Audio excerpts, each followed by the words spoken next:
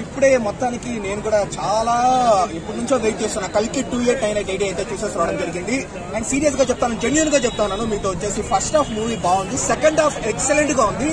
ఎందుకు ఎక్సలెంట్ గా ఉంటుంది అంటున్నాను అంటే సెకండ్ హాఫ్ లో ప్రభాస్ గారికి అమితాబ్ బచ్చన్ గారికి అన్నమాట. అంటే భైరవ వెసస్ అశ్వత్థామ యాక్షన్ సీక్వెన్సెస్ వస్తుంది, ఆ ఫైట్స్ వస్తుంది.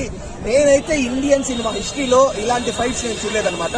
ఇంగ్లీష్ మూవీస్ నేను పెద్దగా చూడను, కానీ నేను చూసిన ఇండియన్ సినిమా హిస్టరీలో అయితే ఇలాంటి ఫైట్స్, ఇలాంటి యాక్షన్ సీక్వెన్సెస్ నేను చూడలేదు. అండ్ బ్రో క్లైమాక్స్ ఉంటుందన్నమాట. క్లైమాక్స్ లో వచ్చే ట్విస్ట్ అంటే ఓకే, అమితాబ్ బచ్చన్ గారు అశ్వత్థామ అని మనకు ట్రైలర్ లోనే రివీల్ అయిందనమాట. బట్ కానీ ప్రభాస్ గారిని కూడా ఒక క్యారెక్టర్ కి కనెక్ట్ చేశారు మహాభారతంలో. అది నేను చెప్తే కంప్లీట్లీ స్పాయిలర్ అవుతుంది అనమాట. థియేటర్ కి వచ్చి హ్యాపీగా ఎంజాయ్ చేయండి. సో ఫస్ట్ హాఫ్ ఎందుకు నేను బాగుంది, సెకండ్ హాఫ్ ఎందుకు ఎక్సలెంట్ ఉంది అన్నానంటే, ఫస్ట్ హాఫ్ లో చిన్న అంటే మనం జెన్యూన్ గా మాట్లాడుకుంటాం కాబట్టి మాట్లాడుకోవాలి, చిన్న ఫ్లాస్ అయితే ఉన్నాయి.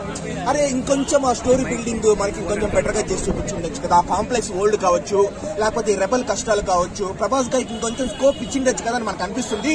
బట్ ఓవరాల్ గా ఈ మైనర్ ఫ్లాస్ ప్రతి మూవీలో ఉంటుంది, కానీ మనం బయటకు వచ్చేసరికి మనం ఎంత ఎంజాయ్ చేస్తాం అనేది one of the most important things. కాబట్టి నేను ఈ 3 hours మూవీలో 2.5 hours నేను ఎంజాయ్ చేశాను బ్రో.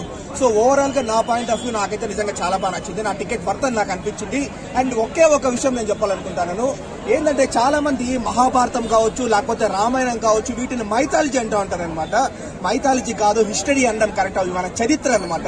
సో మోర్ దాన్ పురాణాలు. సో ఆ చరిత్రని, సైన్స్ ఫిక్షన్ ఎలిమెంట్స్ ని, ఈ 2898 లో ఫ్యూచరిస్టిక్ టెక్నాలజీస్ ని మూడింటిని కలిపి తీసింది మూవీ వచ్చేసి.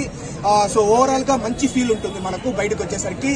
అండ్ క్యామియోస్ బ్రో, ఎన్ని క్యామియోలు మీకు అంటే చాలా మందికి తెలిసే ఉంటుంది. దుల్కర్ సల్మాన్, విజయ్ దేవరకొండ, మృణాల్ ఠాకూర్, ఇంకా వాళ్ళనే హీరోలనే కాదనమాట, హీరోయిన్స్ నే కాదు, డైరెక్టర్స్ కూడా వదలలేదు. రామ్ గోపాల్ వర్మ కావచ్చు, రాజమౌళి కావచ్చు, అనుదీప్ కావచ్చు.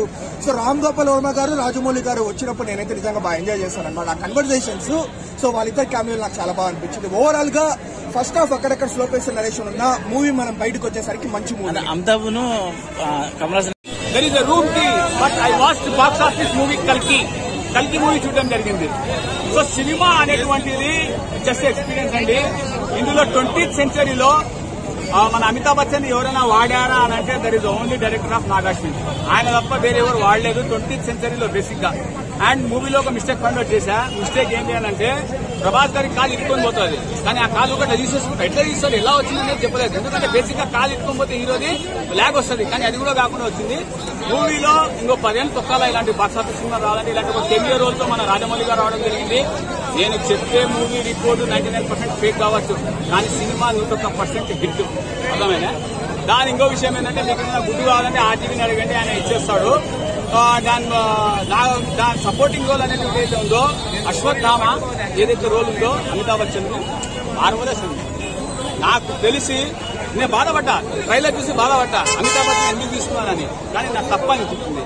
అమితాబ్ బచ్చన్ ని వాడాడేవారంటే నాగార్జున వాడాడు. డైరెక్టర్ ఏమంటారు తెలుసా, బాహుబలి అమ్మ మూడు అంటున్నారు డైరెక్టర్ ని. జూనియర్ రాజమౌళి అంటున్నారు. మ్యూజిక్ ఎట్లా ఉంది? మ్యూజిక్ ఎట్లా ఉంది? మ్యూజిక్ అసలు super bro. Santosh Narayana music. Santosh Narayana, Hollywood Narayana. యాక్చువల్గా నన్ను అడిగితే సంతోష్ నారాయణ కాదు, హాలీవుడ్ నారాయణ. ఆ విధంగా మ్యూజిక్ చేయడం జరిగింది. బుజ్జి పాత్ర ఎంతవరకు ఉంది? ఆ బుజ్జి ఏమో కానీ వాడు 10 మంది వచ్చి ఐటమ్ సాంగ్ ఉంది అంట. ఏ నాకు కనీసం ప్రాజెక్ట్ కేక్ కల్కి అది ఏం సినిమా అది, దాంట్లో ఐటమ్ సాంగ్ ఎక్స్పెక్ట్ చేస్తాడా? లేదు ఇట్లా ఉంటే బాగుంటుంది కదా అంటే ఆడేవో డైరెక్టర్ అన్న చెప్తాడు. దానికి కూడా కావాలా, ఏమైనా ఐటమ్ సాంగ్ కావాలా? ఏమే అర్థమే కాదు. సో ప్రభాస్ బాక్స్ ఆఫీస్ ప్రభూస్ అండి. సినిమాని ప్రభాస్ చాలా డీసెంట్ గా చూడడం జరిగింది. ఎక్కడా కూడా నిప్పు రాజలేదు. చాలా హ్యాపీ. కాకపోతే చిన్న స్క్రీన్ లో చూడడం వల్ల లౌడల థియేటర్ చూడాల తేంగా. చిన్న థియేటర్ లో మొదలైన ఎక్స్పీరియన్స్ సరిగ్గా రాలా. పెద్ద థియేటర్ లో అయితే ఇంకా బ్రహ్మాండంగా వచ్చేది. సో నైస్ అండి, థ్యాంక్ యూ.